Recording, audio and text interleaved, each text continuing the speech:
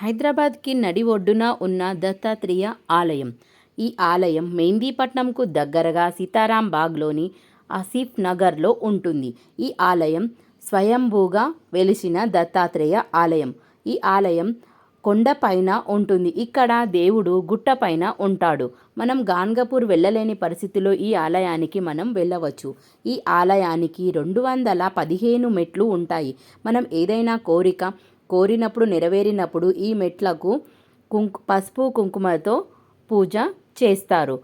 మెట్ల దారిలో నాగదేవత విగ్రహం ఉంటుంది. ఇక్కడ నుంచి చూస్తే మనకు సిటీ మొత్తం కనిపిస్తుంది.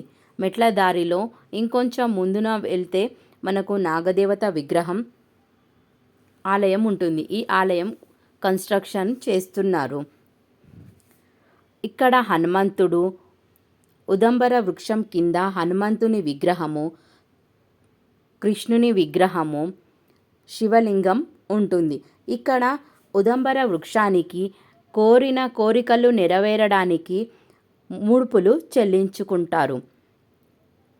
కోరిక తీరిన తర్వాత ఇక్కడ ముడుపులను చెల్లించుకుంటారు. ఇక్కడ దత్తాత్రేయ ఆలయం. ఇక్కడ స్వయంభూగా వెలిసిన దత్తాత్రేయుడు ఉన్నాడు. ఇక్కడ నుంచి వెళ్తే మనకు మల్లికార్జున స్వామి ఆలయం ఉంటుంది. ఈ ఆలయం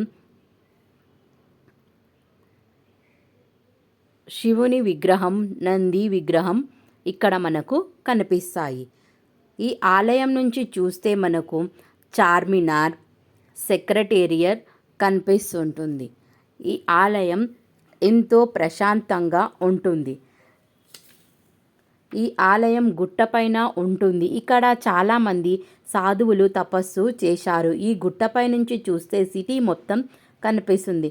చార్మినార్, సెక్రటేరియల్, గోల్కొండ మనకు కనిపిస్తాయి. స్వయంభూగున్న దేవాలయాన్ని దర్శించడం చాలా మంచిది. దత్తాత్రేయుని దర్శించడం వలన గ్రహపీడలు పోయి సంతానము, పెళ్లి, ఉద్యోగము, మనం కోరిన కోరికలు తీరుతాయి. మనకు గురుబలం కూడా లభిస్తుంది. ప్రతి పౌర్ణమికి రుద్రాభిషేకము, పౌర్ణమి తర్వాత వచ్చే అష్టమికి అనగాదేవి వ్రతము చేయడం ఇక్కడ విశేషము. ఈ గుట్టపై నుంచి చూస్తే మనకు ఎక్కడన్నా పుణ్యక్షేత్రంలో వెళ్ళిన ఆనందం మనకు కనిపిస్తుంది. ఇక్కడ ఎంతో పచ్చదనంగా ఉంటుంది.